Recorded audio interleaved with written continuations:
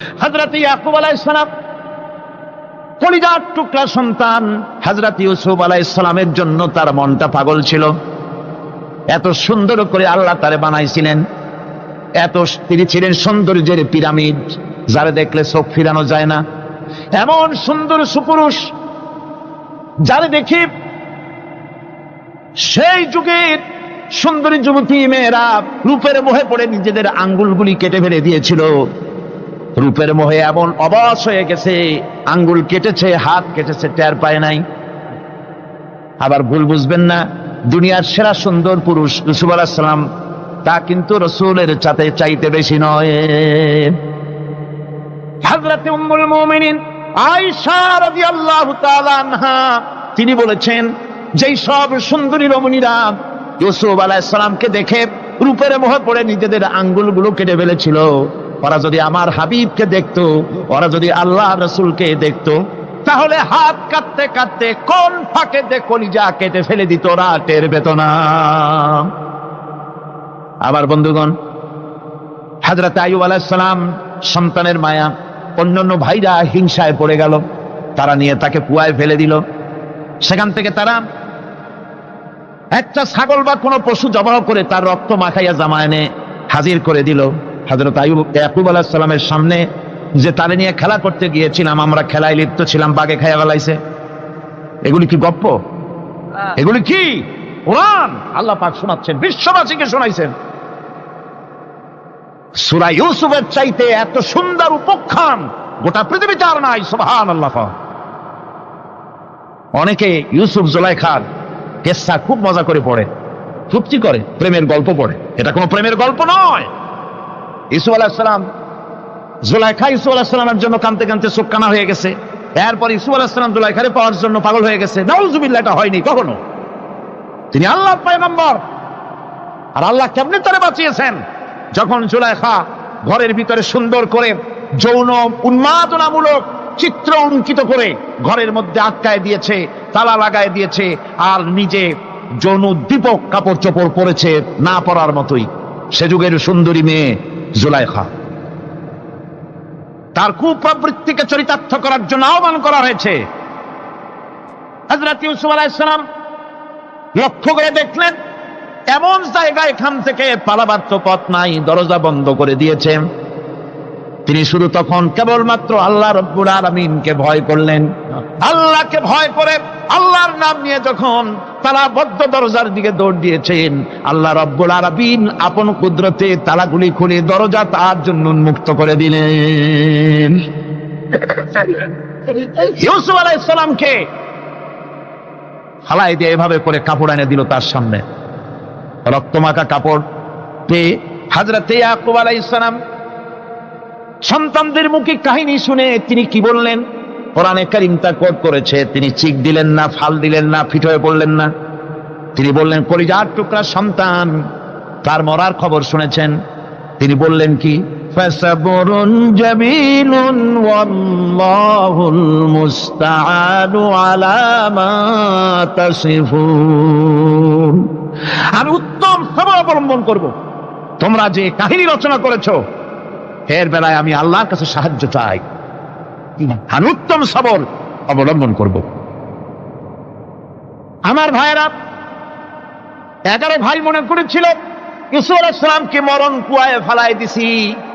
তারা তো ঠিক পায় নাই এটা মরণ কুয়া না, এটা হচ্ছে একটা সুড়ঙ্গ, যাকে ইংরেজিতে বলে টানেল। এটা এমন একটা সুড়ঙ্গ, ওরা মনে করেছে মরণ কুয়া। কিন্তু আল্লাহ রাব্বুল আলামিন এই কুয়াতে এমন বানালেন, ওরা একদিকে ফেলাই দিল মরণ কুয়ায়, এই কুয়ার আর এক মুখ দিয়া আল্লাহ রাব্বুল আলামিন ইউসুফ আলাইহিস সালামকে নিয়ে মিশরের সিংহাসনে বসায়া দিলেন। এটা মরণ কুয়া নয়, এটা রাজ সিংহাসনে বসার সুড়ঙ্গ পথ। ইউসুফ আলাইহিস সালাম আজ প্রেসিডেন্ট। সুবহানাল্লাহ, প্রেসিডেন্ট হয়ে বসে আছেন। ওদিকে কেনানে অভাব লেগে গেছে, সেখানকার মানুষেরা সাহায্য নিতে এসেছে। ওই 11 ভাইও আসছে। হযরত ইউসুফ আলাইহিস সালাম দেখেই চিনে ফেলেছে। ওরা কিন্তু তখনও ঠিক পায় নাই। হযরত ইউসুফ আলাইহিস সালাম চিনে ফেলেছেন। এখন কি করা উচিত? সবগুলোকে ঠ্যাং উপরের দিকে উঠাইয়া তারপরে সমানে ধোলাই দেওয়াইতেও স্বাভাবিক ছিল, আমাদের মতো মানুষ হইলে, ঠিক কিনা? পিটাও, ঠিক তো বলবেনি, অভ্যাস তো এটাই। হযরত ইউসুফ আলাইহিস সালাম তাদের সামনে পরিচয় দিলেন। তারা যখন বুঝতে পারলো, লজ্জায় তাদের মাথা হেট হয়ে গেল। হযরত তারা এক তো লজ্জা, আর 2 নম্বরের ভয়, জান নিয়া কেনানে কেউ ফিরে যাইতে পারবো না। এখন অবস্থা হয়েছে যে জীবনই যায় নাকি এখানে। হযরত ইউসুফ আলাইহিস সালাম ভাইদের এই করুণ দুরবস্থা বুঝতে পারলেন, বুঝে চরম ধৈর্য ধরে তিনি কি বললেন? তিনি বললেন, লা তাসরিবা আলাইকুমুল ইয়াউম। ও ভাইরা, তোমাদের বিরুদ্ধে আমার কোনো ক্ষোভ নাই, দুঃখ নাই, বিদ্বেষ নাই, হিংসা নাই, আল্লাহর রাস্তায় মাফ করে দিলাম। আল্লাহু আকবার, সুবহানাল্লাহ। এর নাম পয়গম্বর। এর নাম কি? পয়গম্বর। কিসের লেনিন, কিসের মার্কস? জওয়ানেরা, ভুল পথে মানুষ চলেছিল, আলহামদুলিল্লাহ আল্লাহ এগুলারে ডাস্টবিনে ফালাই দিছে। কারণ আলহামদুলিল্লাহ, আলহামদুলিল্লাহ। পয়গম্বর কারে বলে? কারে বলে পয়গম্বর? কি চরিত্র! রাসূল করিম সাল্লাল্লাহু আলাইহি ওয়াসাল্লাম তাকে একজন সাহাবী বলছিলেন, হুজুর বলছেন এই কামটা করলা না কেন? সাহাবী বললেন, হুজুর আপনি যদি চোখের ইশারায় বলতেন, মুখ দিয়ে না কইয়া, তাও তো আমি কামটা করে ফেলতাম, আমি তো বুঝি নাই। হুজুর বললেন, চোখের ঠারে ঠারে কাজ করা নবুয়তের শান নয়। আল ওয়াদুহু ওয়াস সারাহা, নবীরা যা করেন তা ডাইরেক্ট, কোনো বক্রতা নাই, স্পষ্ট কথা। আমার ভাইরা, হযরত ইউসুফ আলাইহিস সালাম বিনিয়ামিনকে কাছে নিয়ে পরিচয় দিলেন তার ভাইদের সামনে। কোরআনে কারীম বলছে, ক্বালা আনা ইউসুফ ওয়া হাদা আখি قد من الله علينا إنه من يتقي ويصبر فإن الله لا يضيع أجر المحسنين। আমি ইউসুফ, আর এই হচ্ছে আমার ভাই। আল্লাহ আমাদের উপর ইহসান করেছেন। প্রকৃতপক্ষে যারা আল্লাহকে ভয় করে এবং সবর এখতিয়ার করে, আল্লাহ এভাবে তাদেরকে, তাদের আমলকে নিষ্ফল হতে দেন না। আমার এই জামাটা নিয়ে যাও। হযরত ইয়াকুব আলাইহিস সালাম, কলিজার টুকরা সন্তান ইউসুফ আলাইহিস সালামের বিরহ যন্ত্রণায় ছেলেকে কতদিন দেখে না, কাঁদতে কাঁদতে চোখ দুটো অন্ধ হয়ে গেছে। মিশর থেকে কেনানের দিকে জামা রওনা হয়েছে। কোথায় মিশর, কোথায় কেনান? জামা যখন রওনা হয়ে গেছে, হযরত ইয়াকুব বলতেছেন, আমি যেন আমার ইউসুফের গন্ধ নাকে পেতেছি। জামা চলে এলো, চোখের উপরে রাখলেন, আল্লাহ রাব্বুল আলামিন তাকে চক্ষুষ্মান বানায়া দিলেন। ভাইরা আমার, পয়গম্বরেরা সবর করে গোটা দুনিয়ার মানুষের সামনে দৃষ্টান্ত সেট করেছে সবরকারী হন। আমার ভাইরা, হযরত ইব্রাহিম আলাইহিস সালামের কথা আল্লাহ পাক কোরআনে কারিমে বলছেন, সবর কারে কয় দেখো, শেখো সবর কারে কয়। আল্লাহ পাক বললেন, ইব্রাহিম তোমার বিবি আর তোমার নবজাতক এই সন্তানকে রেখে আসো মক্কা নগরীতে। তিনি চলে গেলেন, সেখানে ঘর নাই, বাড়ি নাই, কিচ্ছু নাই, চতুর্দিকে ধুধু বালু আর মরুভূমি। হযরতে হাজরা বলছেন, ইব্রাহিম সামান্য পানি আর খাবার দিয়া আমার সন্তান শুদ্ধ এখানে রেখে যেতেছো, আমি কি অপরাধ করেছি? কোনো জবাব নাই।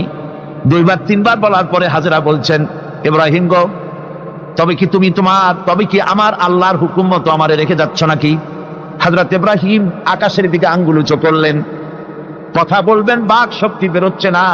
80 বছর বয়সের সময় একটা বাচ্চা আল্লাহ তারে দিচ্ছেন, আর এমন বাচ্চা, পয়গম্বরের ছেলে, কি সুন্দর চেহারা, মরুভূমির উপরে ফালাই দিয়ে রওনা হয়ে যাচ্ছেন, মুখ দিয়া কথা সরছে না, আকাশের দিকে দেখালেন। হযরত হাজরা বুঝতে পারলেন। হযরত হাজরা বলেন, ইব্রাহিম কোনো চিন্তা নাই, নিশ্চিন্ত মনে বাড়ি ফিরে যাও। আমি আমার আল্লাহর উপরে এতটা ভরসা করি, আল্লাহর হুকুমে যদি আমার এখানে রেখে যেয়ে থাকো, আল্লাহ পাক আমাকে আর আমার কলিজার টুকরা ইসমাইলকে পানিতে আর খাবারে মারবেন না, অবশ্যই তিনি ব্যবস্থা করবেন। ব্যবস্থা হয়ে গেল। হযরত ইসমাইল বড় হয়ে গেলেন। আল্লাহ পাক অর্ডার করলেন, জবাহ করো ছেলেকে।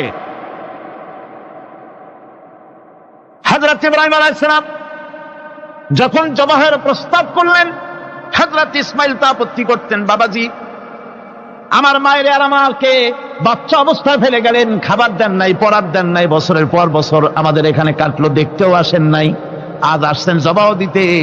এটা কেমন কথা? কি ধরনের বাপ আপনি? এরকম বলছে নাকি? এরকম বলছে? হযরত ইব্রাহিম আলাইহিস সালাম প্রস্তাবটা কিভাবে পারলেন? আল্লাহ পাক কোরআনে কারিমে দৃষ্টান্ত রেখে দিয়েছেন। আল্লাহ পাক বলছেন, হযরত ইব্রাহিম ছেলেকে বললেন, ইয়া বুনাইয়া, ইয়া বুনাইয়া, হে আমার কলিজার টুকরা, লাডলা, হে আমার কলিজার টুকরা সন্তান, ইন্নী আরা ফিল মানাম আন্নী আযবাহুক, আমি স্বপ্নে দেখছি আমি যেন তোমাকে জবাব করতেছি, ফানজুর মাযা তারা, তোমার রায় কি বলো? আমি তো স্বপ্নে দেখছি যে আমি তোমার জবাব করতেছি, এখন তোমার রায় কি, তোমার মত কি? হযরত ইসমাঈল আলাইহিস সালাম শুনিয়া দিলেন দৌড়, নাকি? না, হযরত ইসমাঈল আলাইহিস সালাম ধৈর্যের প্রতীক, তিনি কি কথা বললেন? তার মুখের কথা কোরআন শরীফে আল্লাহ পাক উঠায় দিলেন। হযরত ইসমাঈল বললেন, ইয়া আবাতি ফাআল মা তুমারু সাতাজিদুনি ইনশাআল্লাহু মিনাস সাবিরিন, হে আমার পিতা, আপনি যে ব্যাপারে আদিষ্ট হয়েছেন আপনি তা পালন করুন, অবশ্যই আমাকে ধৈর্যধারীদের মধ্যে পাওয়া যাবেন। সুবহানাল্লাহ। এক বর্ণনায় এসেছে, হযরত ইসমাঈল বললেন, আব্বাজান, আমি ধৈর্যধারীদের ভিতরে আমারে পাবেন, তবে জবাহ করার আগে আমার হাত পাটা একটু বেঁধে নেন, কারণ জবাহের যন্ত্রণায় আপনার গায়ে যদি আমার হাত পা লেগে যায় তো বেয়াদবি হয়ে যেতে পারে। আর আমি মরে আমার জবাহ হয়ে যাওয়ার পর আমার রক্ত মাখা জামাটা নিয়া আমার মা হাজেরারে দিবেন, কারণ তাকে মা বলবার মতো আর তো কেউ নাই। হযরত ইব্রাহিম তাকে বাঁধবার জন্য প্রস্তুতি নিলেন। হযরত ইসমাঈল বলছেন, আব্বাজান, বাঁধবেন না, বাঁধার প্রয়োজন নাই। বলে, কেন? একবার বাঁধতে বললে আবার তুমি নিষেধ করছো কেন? ছেলে বলছেন, আব্বাজান, বাঁধবো না এই জন্যে, হয়তো কিয়ামতেই প্রশ্ন উঠতে পারে যে আল্লাহর হুকুমে রাজি ছিল না বলে হাত পা বাঁধা জবাহ করছে, আমি এই সুযোগ দিব না, আপনি জবাহ করেন, আমি এতটুকু নড়াচড়া করব না। ধৈর্যের চরম প্রতীক হযরতে ইসমাঈল আলাইহিস সালাম দেখাই দিয়েছেন ধৈর্য কারে কয়।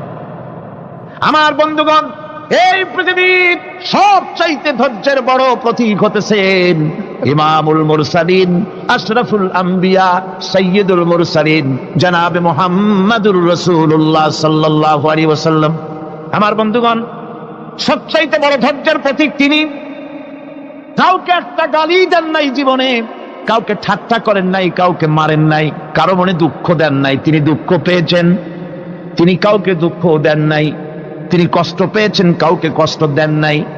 আমার ভাইয়েরা, তায়েফের ময়দান, আমার নিজের চোখে তায়েফে যেদিন আমি তায়েফ দেখলাম, আমি তায়েফে ঢুকেছি, জীবনে কোনোদিন যাই নাই। রমজান মোবারকে আমি সেখানে গেলাম, আমাকে বসার জন্য তারা নিয়ে যাবে।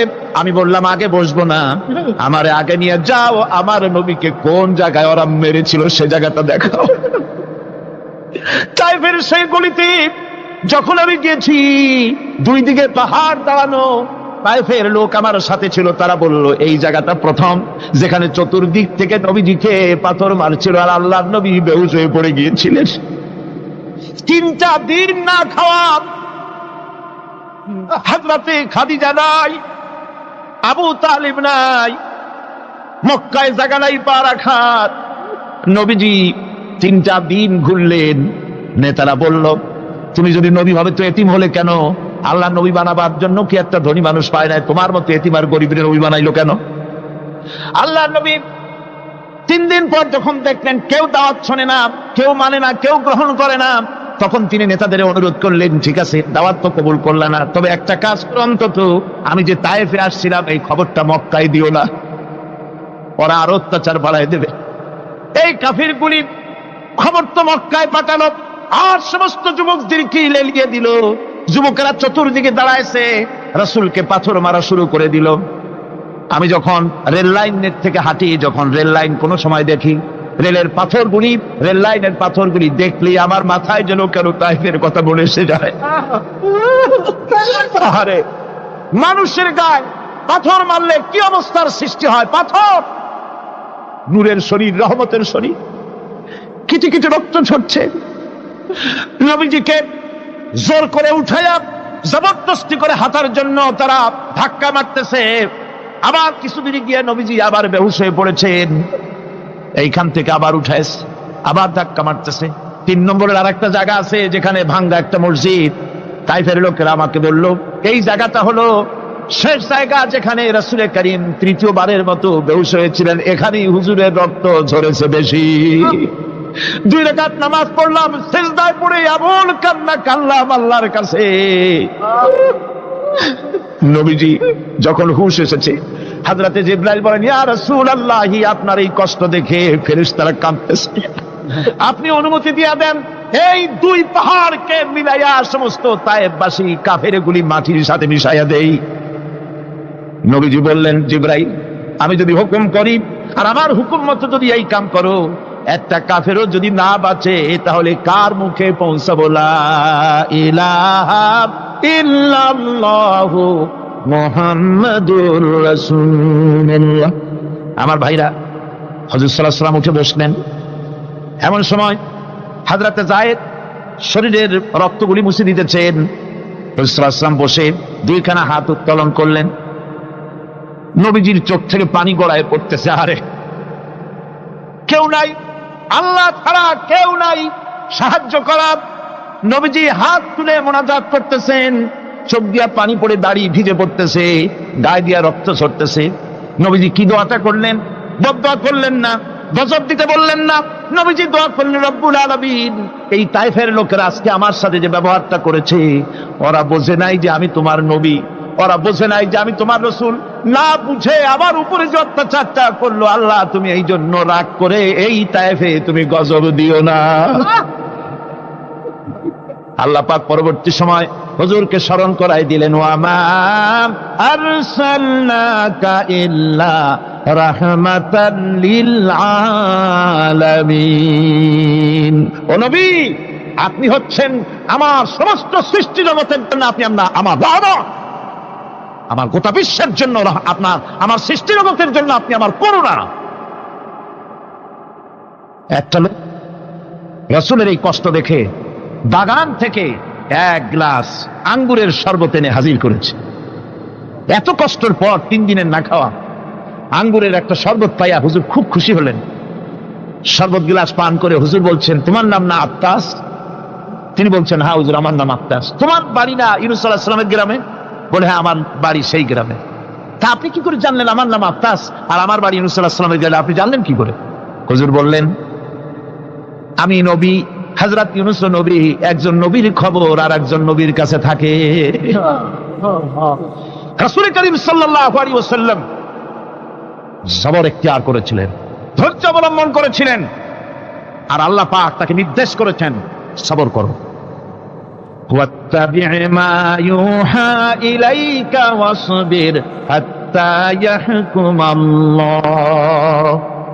তুমি কেবল সেই জিনিসের অনুসরণ করো যা আমি তোমার প্রতি অবতীর্ণ করেছি। আমি আপনার উপরে যেটা অবতীর্ণ করেছি ওটার অনুসরণ করুন, আর সবর ইখতিয়ার করুন যতক্ষণ না আল্লাহর পক্ষ থেকে চূড়ান্ত ফয়সালা না আসে। ধৈর্য ধরুন, ধৈর্য ধরুন। আমার ভাইরা, কাফেরদের নির্যাতনের মোকাবেলায় আল্লাহ পাক তার হাবিবকে সান্ত্বনা দিয়েছেন। যখন কাফেররা নির্যাতন করতেছে, হারে হযরতে বেলাল নির্যাতিত, হযরতে সুমাইয়া নির্যাতিতা, হযরতে খাব্বাব, হযরতে খুবাইব, হযরতে আম্মার রিদওয়ানুল্লাহি তাআলা আলাইহিম আজমাইন, এত মার হতেছে। হযরতে ওমর হযরতে খাব্বাব রাদিয়াল্লাহু তাআলা আনহুকে খোলা গায়ে দেখে বলছিলেন, খাব্বাব রে, তোমার পিঠে এত গর্ত কেন? এত গর্তওয়ালা পিঠ তো আমি মানুষের দেখি নাই, এত চিকুন কোমরওয়ালা মানুষও তো দেখি নাই। তিনি বলেছেন, ওমর তুমি কি ভুলে গেছো? ইসলাম কবুল করার অপরাধী কাফির বেঈমানেরা আগুন জ্বালায়া আংটা আগুনের উপরে আমাকে চিৎ করে শোয়াছে। আমি যেন নড়াচড়া করতে না পারি সেজন্য আমার বুকের উপরে পাথর চাপা দিয়ে রেখেছিল। গায়ের চর্বি আর রক্ত গলে গলে পড়ে আগুন নিবেছে, আর আগুন গোশত পুড়ে যে পিঠের মধ্যে প্রবেশ করেছিল আজও পর্যন্ত পিঠের সেই গর্ত সেরে যায় নাই। এভাবে অত্যাচার হচ্ছিল সাহাবীদের উপরে। আল্লাহ রাব্বুল আলামিন তার হাবিবকে সান্ত্বনা দিলেন, واصبر وما صبرك إلا بالله ولا تحزن عليهم ولا تك في ضيق مما يمكرون হে রাসূল সবরের সাথে কাজ করতে থাকুন। আপনার এই সবরের তৌফিক তো আল্লাহই দিয়েছেন, আর ওদের সমস্ত ষড়যন্ত্র, ওদের অপকৌশলে আপনি দুঃখিত হবেন না, চিন্তা করবেন না, ভারাক্রান্ত হবেন না, আপনি নিশ্চিত থাকুন। ওয়াসবির লিহুকমি রাব্বিকা ফাইন্নাকা বিআয়ুনিনা। হে নবী, আপনার রবের চূড়ান্ত ফয়সালা আসা পর্যন্ত ধৈর্য ধারণ করুন। আপনি তো আমার চোখের সামনে। সুবহানাল্লাহ, সুবহানাল্লাহ। গড, আপনি আমার চোখের সামনে। কে আপনাকে কি করবে আমি দেখবো না? সুবহানাল্লাহ। মন্ত্রী যদি, এই সলিমুদ্দিন মার্কা মন্ত্রী যত আছে, এই মন্ত্রীরা যদি কয় ব্যথাতে ভয় কিসের, আমি তোকে দেখছি না, সাহসটা কেমন বাড়ে, কেমন বাড়ে সাহস। আর এ কোনো মন্ত্রী ছাতা মাতা না, কোন প্রেসিডেন্ট রাজা বাদশা না, আকাশ আর জমিনের মালিক আমার আল্লাহ রাব্বুল আলামিন বলছেন, হাবিব কোন চিন্তা নাই, আপনি আমার চোখের সামনে। ওরা চায় আপনাকে দুনিয়া থেকে মিটাই দিতে, আর আমি চাই ওয়ারাফানা লাকা যিকরাক, আপনার প্রশংসা তো হবে গোটা বিশ্ব জুড়ে, সর্বত্র ছড়িয়ে যাবে আপনার নাম। সুবহানাল্লাহ বিহামদিহি। আল্লাহ পাক অন্যত্র বলেছেন, ওয়ালাকাদ কুযযিবাত রুসুলুম মিন ক্বাবলিকা ফাসাবারু আলা মা কুযযিবু ওয়া উযু হাত্তা আতাহুম নাসরুনা। হে মুহাম্মদ সাল্লাল্লাহু আলাইহি ওয়াসাল্লাম, আপনার পূর্বে অসংখ্য নবী রাসূল এই পৃথিবীতে আসছে এবং জুলুম আর নির্যাতনের শিকার তারা হয়েছেন। অবশেষে তাদের প্রতি আল্লাহর সাহায্য এসেছে। সুতরাং আপনাকেও ধৈর্য ধারণ করতে হবে, ধৈর্য ছাড়া কোনো পথ নাই, ধৈর্য আপনাকে ধারণ করতেই হবে। আর এই ধৈর্য ধারণ করলে পরে আল্লাহর চূড়ান্ত ফয়সালা আসবে, তখন আল্লাহ পাক মেহেরবানি করবে। আমার ভাইরা, এই ধৈর্য পৃথিবীর সমস্ত পয়গম্বররা ধৈর্য অবলম্বন করেছেন, কখনো অধৈর্য হন নাই। দিন কায়েমের সংগ্রামে নবী রাসূলগণ দারুণ ভাবে সবর ইখতিয়ার করেছেন। বৃদ্ধবাদীদের সকল রকমের নির্যাতন, অপকৌশল, ষড়যন্ত্র, এই সব কিছু মোকাবেলা করেছেন ধৈর্যের নীতি অবলম্বন করি। কখনো ধৈর্যচ্যুতি তাদের মধ্যে ঘটেনি, বরং আল্লাহ রাব্বুল আলামিন তাদের প্রতি সন্তুষ্ট হয়েছেন। যারা এই ধৈর্য ধরেছে তাদের উপরে সন্তুষ্ট হয়ে আল্লাহ রাব্বুল আলামিন বলেছেন, ওয়া কাআইয়্যিম মিন নাবিয়্যিন কাতালা মাআহু রিব্বিয়ুনা কাসীর। এর আগে অনেক নবী এসেছিলেন যাদের সাথে বহু আল্লাহওয়ালা লোক লড়াই করেছেন। ফামা ওয়াহানু লিমা আসাবাহুম ফি সাবিলিল্লাহি ওয়া মা যাআফু ওয়া মাস্তাকানু। আল্লাহর পথে তাদের উপর যত বিপদ এসেছিল তারা হতাশ হয়ে পড়েন নাই, দুর্বলতা দেখাননি, বাতিলের সামনে মাথা নত করেন। ওয়াল্লাহু ইউহিব্বুস সাবিরিন। আর আল্লাহ পাক ধৈর্যশীল যারা, তাদেরকে আল্লাহ পাক ভালোবাসেন। আমার ভাইরা, ধৈর্যের পরিচয় রাসূল করিম সাল্লাল্লাহু আলাইহি ওয়াসাল্লাম উহুদের ময়দানে যখন আক্রান্ত হয়ে গেলেন, চতুর্দিকে কাফেররা ঘিরে ধরেছে, বাঁচার কোনো পথ নাই। সাহাবায়ে কিরাম রাসূলকে পাহারা দিলেন। যারা রাসূলকে পাহারা দিতে দাঁড়াইছেন, জীবন দিয়া পাহারা দিতে দাঁড়ায় গেছে, রাসূলের দিকে মুখ দিয়া, পিঠটা বাইরের দিকে দিয়ে রাসূলকে পাহারা দেওয়া শুরু করেছেন। হুজুরকে পাহারা দিতে যারা দাঁড়িয়েছিলেন, কাফের কর্তৃক নিক্ষিপ্ত কি তীরগুলি এসে যখন বিঁধতেছিল, শুধু একজন সাহাবী হযরত তালহার পিঠের ভিতরে রাসূলকে হেফাজতের জন্য 80টা তীর একজনের পিঠের মধ্যে দিয়ে ঢুকেছে। এক অসতর্ক মুহূর্তে নবীজির দান্দান মোবারক শহীদ হয়ে গেল, শিরস্থান ভেঙে গেল, লোহার কড়া প্রবিষ্ট হয়ে গেল কপালের ভিতরে। হুজুর মাথা ঘুরে পড়ে গেলেন। হযরত আবু উবাইদা রাদিয়াল্লাহু তাআলা আনহু হুজুরের মস্তক মোবারককে কোলে করে নিয়ে, তারপরে বহু কষ্ট করে মাথা থেকে লোহার কড়া বের করলেন। এবার ওই কড়ার ছিদ্র দিয়ে রক্ত আসতেছে, মুখ দিয়ে রক্ত পড়তেছে, দাড়ি ভিজে যাচ্ছে। বুখারী শরীফে এসেছে, আল্লাহর নবী দুইখানা হাত নিজের চেহারার উপরে মলে আনে টাটকা রক্ত চোখের সামনে দেখে বলছেন, আহারে এই কওমের ফালাত কি করে হবে, এই কওমের মুক্তি কি করে হবে, এই কওমের নাজাত কি করে হবে, যে কওম তার নবীর চেহারা রক্ত দিয়ে লাল বানাইয়া দিল। নবীজি বললেন, আল্লাহুম্মা গফিরলি কওমি ফাইন্নাহুম লা ইয়ালামুন, আয় আল্লাহ পাক আমার এই কওম বুঝতে পারে না, ওদেরকে মাফ করে দাও। খবর ছড়িয়ে গেল নবীজি শহীদ হয়ে গিয়েছেন। খবর ছড়িয়ে গেল চতুর্দিকে, মদিনায় খবর ছড়িয়ে গেল, মানুষ পাগলের মতো দৌড়ানো শুরু করে দিল। এক মেয়ে লোক দৌড়াচ্ছে ওহদের দিকে, কয়েকজন সাহাবীর সঙ্গে দেখা, তারা জিজ্ঞেস করলেন দৌড়াও কেন, মহিলা যাও কই, কয় ওহদের দিকে যেতেছি। কয় যায় তো কোনো লাভ নাই, যেহেতু তোমার যে স্বামী এসেছিলেন জিহাদের ময়দানে তিনি তো শহীদ হয়ে গেছেন। মহিলা বলতেছে কে শহীদ হয়েছে শুনতে চাই না, আগে বলো নবীজি কেমন আছে। আবার কিছুক্ষণ পর আর কয়েকজনের সঙ্গে দেখা, তারা বলছে মেয়ে লোক দৌড়াও কই, যাচ্ছি ওহদের দিকে। তারা বলছেন যে কোনো লাভ নাই, তোমার যে দুইটা কলিজার টুকরা সন্তান ওহদে এসেছিল দুটোই শহীদ হয়ে গেছে। মা বলতেছে ও সাহাবী কে শহীদ হয়েছে শুনতে চাই না, তাড়াতাড়ি করে বলো আল্লাহর নবী মুহাম্মদ রাসূলুল্লাহ সাল্লাল্লাহু আলাইহি ওয়াসাল্লাম কেমন আছেন। দৌড়াতে দৌড়াতে ওহদের মাঠে সাহাবায়ে কেরাম পরিবেষ্টিত, আল্লাহর নবীর কাছে গিয়ে হুজুরের জীবিত চেহারা মোবারকের দিকে তাকায়া মেয়ে লোকটি কাঁদতেছে আর বলতেছে, ইয়া রাসূলুল্লাহ আমার স্বামী মরা শোক, আমার কলিজার টুকরা দুইটা সন্তান মরা শোক আমার কলিজা থেকে মুছে গেছে, আপনি বেঁচে আছেন তামাম মুসলমানদের চাইতে বড় সান্ত্বনার নাই। ভাইরা আমার, রাসূল করিম সাল্লাল্লাহু আলাইহি ওয়াসাল্লাম এভাবে করে ধৈর্যের পরিচয় দিয়েছেন। গালাগালি দেন নাই, রাত করেন নাই, বদদোয়া করেন নাই। সুবহানাল্লাহ কোন সুবহানাল্লাহ।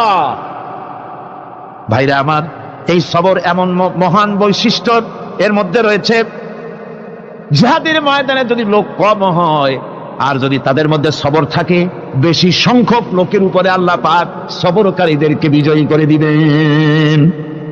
কোরআনে কারীমে রব্বুল আলামিন বলেন, কাম মিন ফিয়াতিন কালিলাতিন গালাবাত ফিআতান কাসীরাতাম বিইযনিল্লাহ আল্লাহু মা'আস সাবিরিন। এমন ঘটনার বহু নজির আছে যে কম সংখ্যক লোকেদের উপরে আল্লাহ পাক বেশি সংখ্যক লোকেদের উপর আল্লাহ পাক কম সংখ্যক লোকদেরকে জয়ী করে দিয়েছেন। আল্লাহু মা'আস সাবিরিন, আর আল্লাহ আছে ধৈর্যশালীদের সাথে। আল্লাহ আছে কাদের সাথে? দেখেন না বদরের কামটা, বদরের ময়দান, 313 জন মুসলমান, অস্ত্রপাতি নাই, সামান্য সামান্য অস্ত্র, আর কাফেরেরা এসছে হাজারেরও বেশি। আমার বন্ধুগণ, ধৈর্যে কত বড় কাম দিল, ধৈর্য ধারণ করেছেন তারা, আল্লাহর উপরে ভরসা করেছেন। আল্লাহ রাব্বুল আলামিন অস্ত্রের কাজ কি দিয়া করায় দিলেন। একজন সাহাবী এসে বলছেন, হুজুর জিহাদের ময়দান, ইসলামের প্রথম জিহাদ, আমার কাছে তো অস্ত্র নাই, মেহেরবানি করে একটা অস্ত্র আমারে দেন, আমি লাফায় পড়ি জিহাদের মধ্যে। হুজুর বলেন, অস্ত্র তো আমার কাছে নাই, দিবটা কি? সাহাবী বলছেন, হুজুর অস্ত্র না থাকে যা পারেন তাই দেন, আপনার হাত দিয়ে যা দিবেন আমি দাঁড়ায় থাকতে পারবো না, জিহাদে আমাকে শরীক হতেই হবে। নবীজি কাছে পেলেন একখানা শুকনা খেজুরের ডালখানা তুলে সাহাবীর হাতে তুলে দিলেন। সাহাবী বলেন, রাসূলের হাতের দেওয়া শুকনা খেজুরের ডালটা নিয়ে আমি যখন কাফেরদের ভিড়ের মধ্যে ঝাঁপায় পড়ে যখন শুকনা খেজুরের ডাল দিয়ে আঘাত দিলাম, তখন ধারালো তরবারি দিয়ে আঘাত করলে যে কাম হয়, শুকনা খেজুরের ডালের আঘাতে কাফের দ্বিখণ্ডিত হয়ে জমিনে পড়ে গেল। ভাইরা আমার, আল্লাহ রাব্বুল আলামিন সবর যারা করে, সংখ্যায় যদি কম হয়, আল্লাহ পাক তাদেরকে বিজয়ী করে দেবেন, এই ওয়াদা আল্লাহ রাব্বুল আলামিন করেছেন। এই সবরের গুণ ছাড়া জান্নাতেও প্রবেশ করা যাবে না, সবর যদি না থাকে বেহেশতে যাওয়া যাবে না। ভালো করে মনে রাখেন, আল্লাহ পাক বলছেন, আম্মা হাসিবতুম আন তাদখুলুল জান্নাতা ওয়া লাম্মা ইয়া'লামিল্লাহুল্লাযীনা জাহাদু মিনকুম ওয়া ইয়া'লামাস সাবিরিন। তোমরা কি মনে করেছো এমনি বেহেশতে চলে যাবা? এটা কি মামুবাড়ির আবদার নাকি? এমনি বেহেশতে চলে যাবা? অথচ আল্লাহ রাব্বুল আলামিন এখনো দেখেন নেননি যে তোমাদের মধ্যে কারা জিহাদ করতে প্রস্তুত, কারা তোমাদের মধ্যে জিহাদ করে জান দেওয়ার জন্য প্রস্তুত আর কারা ধৈর্যধারী, এটা তো আল্লাহ এখনো দেখে নেন নাই। সুতরাং যা হক এবং বাতিলের সংগ্রামে লিপ্ত হতে হবে। আল্লাহ দেখতে চান কারা জীবন দিতে চায়। সুতরাং ইসলামী আন্দোলনে যারা শরীক হবে তাদের বিপদ এবং মুসিবত দিয়ে আল্লাহ রাব্বুল আলামিন তাদের সাহসিকতা এবং ধৈর্যের পরীক্ষা নিবেন। কোরআনে কারীম বলছে, وَلَنَبْلُوَنَّكُمْ حَتَّى نَعْلَمَ الْمُجَاهِدِينَ مِنكُمْ وَالصَّابِرِينَ وَنَبْلُوَ أَخْبَارَكُمْ। অবশ্যই আমি তোমাদেরকে পরীক্ষার সম্মুখীন করব, আর তোমাদের মধ্যে সত্যিকার মুজাহিদ দৃঢ়তা অবলম্বনকারী কারা আমি তা দেখব। এটা যেন আমি দেখে নিতে পারি, সেই জন্য আমি বিপদ এবং মুসিবতের মধ্যে তোমাদের ফেলবো। ধৈর্যধারীদের উপরে আমার রহমত অবশ্যই থাকবে।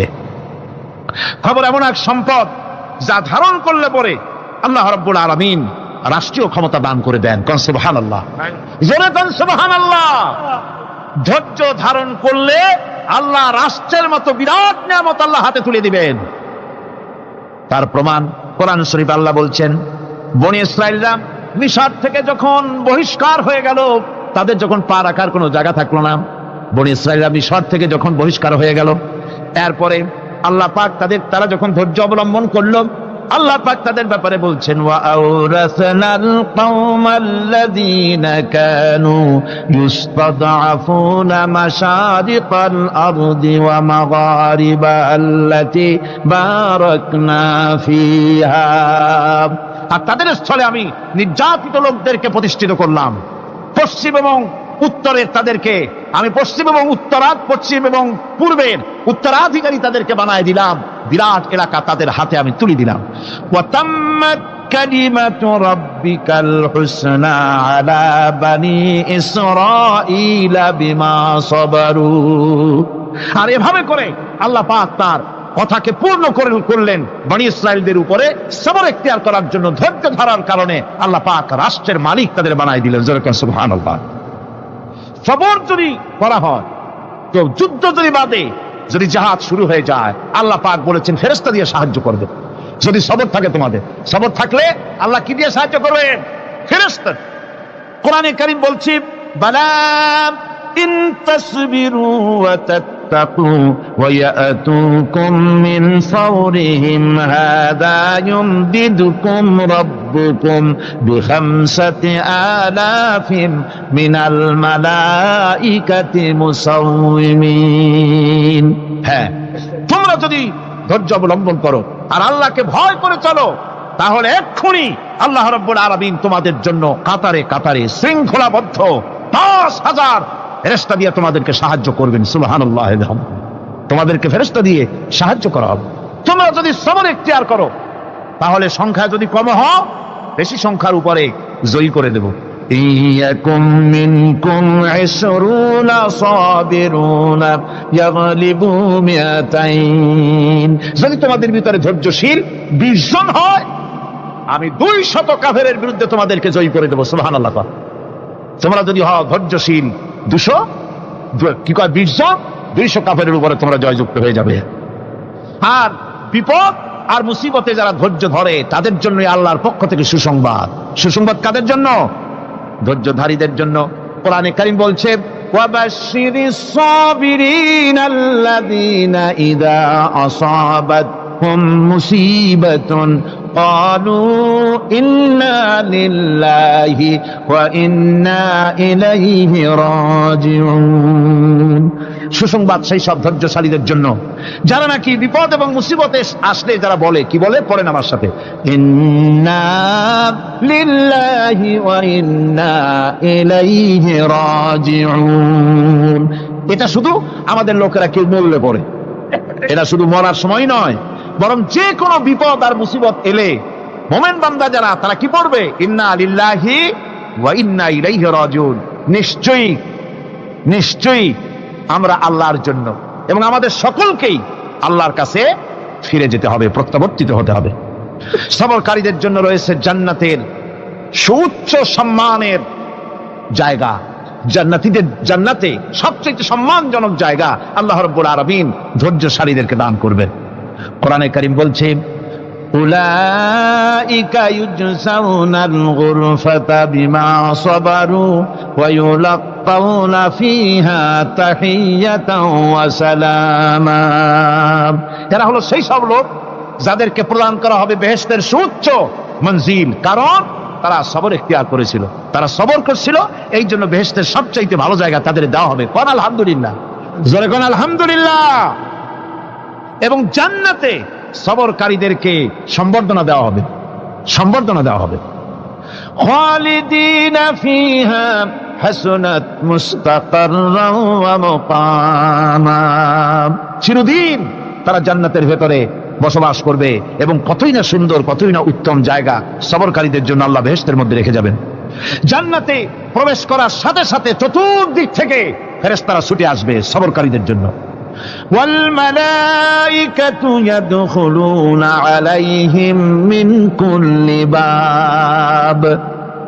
চতুর্দিক থেকে ফেরেশতারা তাদেরকে ইস্তেকবাল করবে, কি বলবে? সালামুন আলাইকুম বিমা সাবারতুম ফানি'মা উকবাদ-দার। তোমাদের প্রতি শান্তি বর্ষিত হোক, কারণ তোমরা পৃথিবীতে সবর অবলম্বন করেছিল।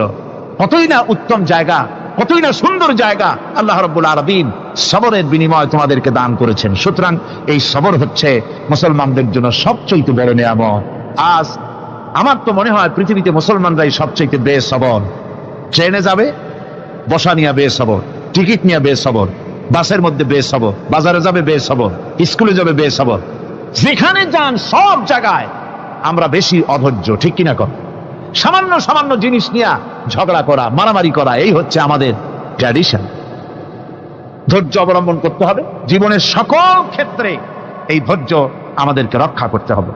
এই ধরনের ধৈর্য যদি আমরা অবলম্বন করতে পারি, তাহলে আল্লাহ পাক বলছেন উলাইকাল্লাযীনা সাদাকু ওয়া উলাইকা হুমুল মুত্তাকুন। এরাই হলো ঈমানের দাবিতে সত্যবাদী। কোন আলহামদুলিল্লাহ। কারা কারা? না না, শুধু সবরকারী না, এই যে 10টা পয়েন্ট বলা হলো, কয়টা পয়েন্ট বলা হয়েছে? 10টি পয়েন্ট।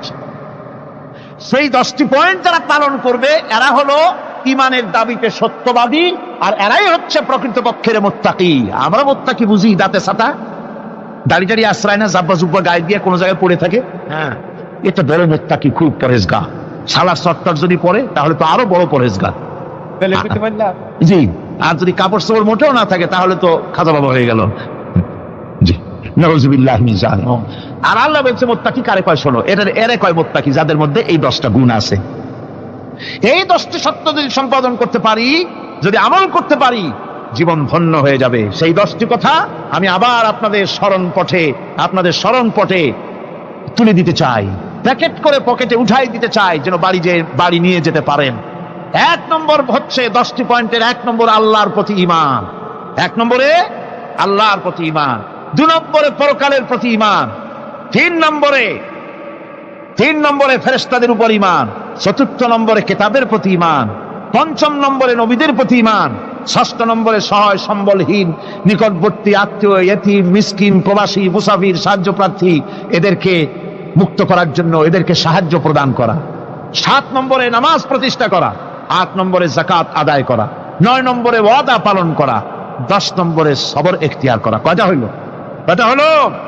এই 10টি কাজ যদি আমরা পালন করতে পারি, বিপদে মুসিবতে ধৈর্য ধারণ করতে পারি, যত মুসিবত আসুক, আসলে এগুলি কিছু না।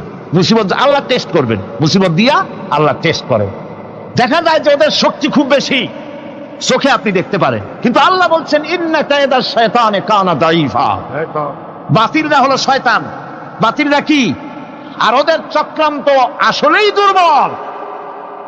এদের চক্রান্ত আসলে কি? দুর্বল। কাজেই এগুলিকে ভয় করা যাবে না। বিপদে মুসিবতে ধৈর্য ধারণ করে যদি অগ্রসর হওয়া যায়, তো আল্লাহ রাব্বুল আলামিন এই 10টি পয়েন্ট যদি আমল করা যায়, দুনিয়াও শান্তি পাবো, আখিরাতেও শান্তি পাবো। যত মুসিবত আসুক, বিপদ আসুক, ধৈর্যের সাথে মোকাবেলা করতে হবে। ধৈর্যের অর্থ কি? আমি আগেই বলেছি, ধৈর্যের অর্থ হচ্ছে অবিচলতা, দৃঢ়তা, বরদাস্ত করা, সহিষ্ণুতা, ধীরতা, স্থিরতা। ধৈর্যের অর্থ এটা নয় একজন একটা থাপ্পড় মারলো আর আপনি বলবেন যে বাবা ব্যথা পাইছো নাকি, তাহলে আরো একখান থাপ্পড় দিয়ে দাঁত আমার সবগুলো ভালাই দেয়। এর নাম ধৈর্য নয়। ধৈর্য হচ্ছে পরিস্থিতির মোকাবেলা করতে হবে সাহসিকতার সাথে, এর নাম হচ্ছে ধৈর্য। ওই যে আমি একটা দৃষ্টান্ত দিয়ে থাকি, এক সাপ একবার মুরিদ হয়েছিল এক পীর সাহেবের কাছে। পীর বলছিলেন যে না, আমি তো এইসব সাপ টাপ মুরিদ বানাই না। কয় না হুজুর, আমারে বানান। তারপরে মুরিদ বানায় কিছু অজিফা শিখাই দিল, আর বললো খবরদার কাউকে দংশন করবে না। ঠিক আছে, সে যায়া জিজ্ঞাসা শুরু করে দিয়েছে। এর মধ্যে জমিনে রাখাল আসছে, ধান কাটছে, ধানগুলো নিবি কি করে, দড়ি দাড়ি পাচ্ছে না। তো কি করা যায়, বানবে কি দিয়া? সন্ধ্যার পরে অন্ধকারে দেখে যে দড়ি একটা পড়ে আছে। ও যে কি দড়ি তা তো ওরা বোঝে না, ওইটা নিয়ে ধান রে ফেসাইয়া লেজ দিয়ার মাথা দিয়ে এরকম করে বাসেটা দিয়ে বানছে। সাপ তখন বলতেছে, হায় হায় রে, কেবল যে মুড়ি ধইছি, তা না হলে তুই ঠিক পাইতি যে আমি কি ধরনের দড়ি। এরপরে নিয়ে বাড়ি নিয়ে ভালাই দেশে খুলে সাপটার ঘাড় গেছে মস্কিয়া।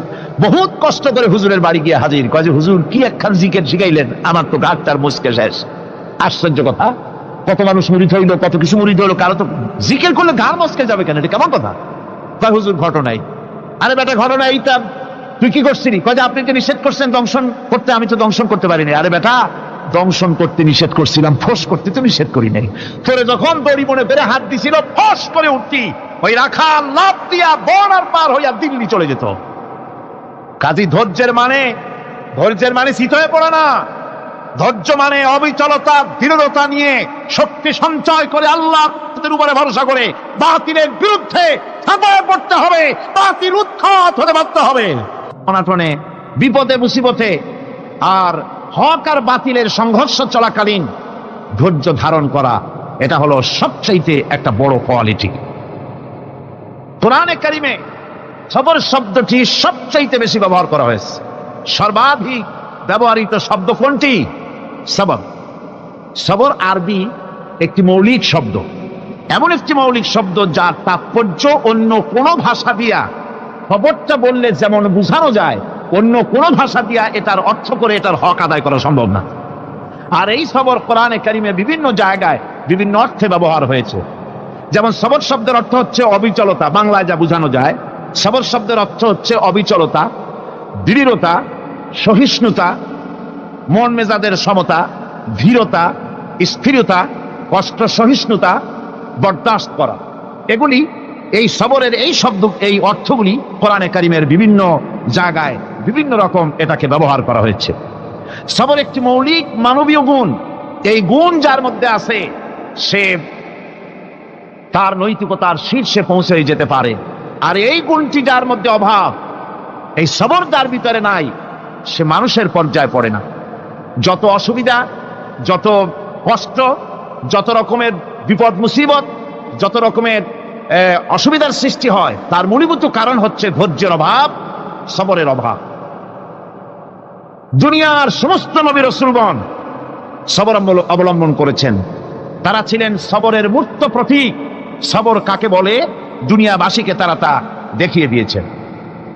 নিজ নিজ কওমের কাছ থেকে, যখন কওমের কাছে নবীরা দাওয়াত দিয়েছেন, ইসলামের দ্বীনের দাওয়াত দিয়েছেন, তখনই সমাজপতিরা, রাষ্ট্রশক্তি তাদের উপরে, নবীদের উপরে ভেঙে পড়েছে, অত্যাচার করেছে। আল্লাহর পয়গম্বরেরা এই সমস্ত অত্যাচারের মোকাবেলায় চরম ধৈর্যের পরিচয় দিয়েছেন। কোরআনে কারিমে উল্লেখ করা হয়েছে অত্যাচারের মোকাবেলায় আম্বিয়া কেরাম যা বলেছেন সেটা হলো এই, ওয়ামা লানা আল্লা নাতাওয়াক্কালা আলাল্লাহি ওয়া ক্বাদ হাদানা সুবুলানা। আল্লাহ পাক বলেন, পয়গম্বরেরা বলেছেন আমরা আল্লাহর উপরে ভরসা করব না, তো কার উপরে ভরসা করব? তিনিই তো আমাদেরকে সঠিক পথ দেখিয়েছেন, সঠিক রাস্তা আমাদের দেখিয়েছেন, সুতরাং তার উপরেই তো আমরা ভরসা করব। وَلَنَصْبِرَنَّ عَلَى مَا آذَيْتُمُونَا وَعَلَى اللَّهِ فَلْيَتَوَكَّلِ الْمُتَوَكِّلُونَ। তোমরা আমাদের যে সব কষ্ট দাও, পীড়ন দাও, সেজন্য আমরা ধৈর্য অবলম্বন করব। তোমরা আমাদেরকে কষ্ট দিচ্ছ, আমরা ধৈর্য অবলম্বন করব আর ভরসা করব কেবলমাত্র তার উপরে যে আল্লাহ রাব্বুল আলামিন আমাদেরকে নবী করে পাঠিয়েছেন। সেই ভরসা করতে হলে সেই আল্লাহর উপরেই তো ভরসা করা উচিত। আমরা সেই আল্লাহর উপরে ভরসা করে আছি। তোমাদের যত খুশি আমাদের বিরুদ্ধে ষড়যন্ত্র করো, আমাদেরকে অত্যাচার করো। কোরআনে কারিমে হযরত হুদ আলাইহিস সালামের ঘটনা আল্লাহ রাব্বুল আলামিন এভাবে এনেছেন, তামাম এলাকার মানুষ তার বিরুদ্ধে ক্ষিপ্ত হয়ে গিয়েছে। সমাজের লোক রাষ্ট্র শক্তির হযরতে হুদ আলাইহিস সালামের উপর অত্যাচারের পাহাড় ভেঙে দিয়েছে। হযরতে হুদ আলাইহিস সালাম একা মানুষ, সমাজের রাষ্ট্র শক্তির এই দুর্বিসন্ধির ষড়যন্ত্রের চ্যালেঞ্জ তিনি গ্রহণ করলেন। আর তিনি বললেন, তিনি যেটা বললেন আল্লাহ পাক কোরআনে তা কোট করে দিলেন। দুনিয়ার সমস্ত ইসলামী আন্দোলনের কর্মীদের জন্য আল্লাহ পাক কোট করে দিলেন, সমস্ত মুমিনদের জন্য তা উল্লেখ করলেন। হুদ আলাইহিস সালাম তিনি জাতিকে বললেন, ফাকিদুনি জামিআন তুম্মা লা তুনদিরুন, তোমাদের যত ক্ষমতা আছে সমস্ত ক্ষমতা নিয়ে আমার বিরুদ্ধে তোমরা ষড়যন্ত্র করো, আর আমাকে এতটুকু অবকাশ দিও না। আমি সেই আল্লাহ রাব্বুল আলামিনের উপরে ভরসা করেছি, যার কুদরতি হাতের ভিতরে আমার জান, আর গোটা পৃথিবীর সমস্ত প্রাণীর জান যার কুদরতি হাতের মধ্যে, যার হাতের ভিতরে গোটা পৃথিবীর সমস্ত জান, সে আল্লাহর উপরে ভরসা করেছি, যা খুশি তোমরা আমার বিরুদ্ধে করতে পারো। সুবহানাল্লাহ। এটার নাম হলো ঈমান, এটার নাম সবর, এটার নাম ধৈর্য।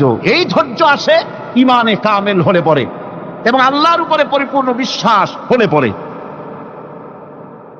যদি কারো দিনের মধ্যে কথা বিশ্বাস থাকে যে আমার জন্য আল্লাহর পক্ষ থেকে যদি কোনো বুলেট নির্ধারণ করা থাকে, গোটা বিশ্ব যদি আমাকে পাহারা লাগায়, ওই বুলেট থেকে আমাকে বাঁচাইতে পারবে না। আর আমার জন্য যদি একটা বুলেট আল্লাহ কর্তৃক নির্ধারিত থাকে, তাহলে গোটা পৃথিবীর মানুষ চেষ্টা করেও সেই বুলেট থেকে আমাকে রক্ষা করতে পারবে না। এটার নাম হচ্ছে ঈমান। এই ঈমান যখন মানুষের মধ্যে সৃষ্টি হয়ে যায়, তখন সে বিপ্লবী শক্তিতে পরিণত হয়ে যায়। তার কাছে ভয় বলে কোনো জিনিস থাকে না, যেহেতু সে তো ভরসা করেছে এমন শক্তির কাছে যার চাইতে প্রচন্ড ক্ষমতা আকাশেও কারো নাই, জমিনেও। তিনি কে? জোরে চিল্লায় বলেন, তিনি কে? আমার বন্ধুগণ, রাসূল করিম সাল্লাল্লাহু আলাইহি ওয়াসাল্লাম হিজরতের রাতে সূর পাহাড়ের গাড়ে সওরের কাছে যখন চলে গেছেন, ফজরের রক্ত হয়ে হয়ে আসতেছে। হযরতে আবু বকর রাদিয়াল্লাহু তাআলা আনহু বলছেন, হে আল্লাহর রাসূল, এখন আর অগ্রসর হওয়া ঠিক হবে না, বেলা উঠে গেলে ধরা পড়ে যাব। এখানে গুহা আছে, ভিতরে প্রবেশ করি। হযরতে আবু বকর রাসূলের সম্মতি পেয়ে হযরতে আবু বকর রাদিয়াল্লাহু তাআলা আনহু বলছেন, ইয়া রাসূলুল্লাহ, পাহাড়িয়া গুহা, সাপ বিচ্ছু থাকতে পারে, আমাকে অনুমতি দেন, আমি আগে ভিতরে ঢুকে সাফ করে আপনাকে ডাকি। ভিতরটা সাফ করে তিনি ডাকলেন। রাসূল করিম ভিতরে ঢুকে বলছেন, আবু বকর, পাহাড় বেয়ে বেয়ে বড্ড কষ্ট হয়েছে, একটু বসো, তোমার উরুর উপরে মাথা রেখে আমি একটু ঘুমাইয়া যাই। আল্লাহর নবী আরাম ফরমাচ্ছিলেন। সকালবেলায় কাফির বেঈমানেরা যখন আস্তে আস্তে করে গুহা মুখে পৌঁছে গেছে, পায়ের চিহ্ন এখানে শেষ, তাদের নিশ্চিত ধারণা এর ভিতরে নবীজি আছেন। বলছে, বেরিয়ে আসো। একজন বলে নাই, আর একজন বলে আছে। এভাবে তাদের মধ্যে দ্বিমত হয়ে গেল। হযরতে আবু বকর বলছেন, ইয়া রাসূলুল্লাহ, আমরা তো ধরা পড়ে গেছি, আমাদের তো আর উপায় নাই। এই গুহাটা এতই অগভীর, শুয়ে যদি হাঁটু উঁচু করা যায় উপর থেকে দেখা যায়, বসলে পরে মাথা দেখা যায়, ধরা তো পড়ে গেছি, উপায় নাই। আল্লাহর নবী তখন তার হাবিব, তার বন্ধুকে কি বললেন? বিশ্ববাসীর জন্য আল্লাহ পাক কোরআনে তা উঠায় দিলেন। নবীজি তার বন্ধুকে ডেকে বললেন, লা তাহজান ইন্নাল্লাহা মা'ানা, ও আমার সাথী, কোনো চিন্তা করো না, ভয় পেও না, শঙ্কিত হয়েও না, আমরা মাইনরিটি নই, আমরাই মেজরিটি, কারণ আল্লাহ রাব্বুল আলামিন আমাদের সাথে আছেন। সুবহানাল্লাহ। এই চিন্তা, এই ধারণা যদি মানুষের মনের মধ্যে থাকে, তাহলে কখনোই তার মন দুর্বল হবে না, ঈমান দুর্বল হবে না।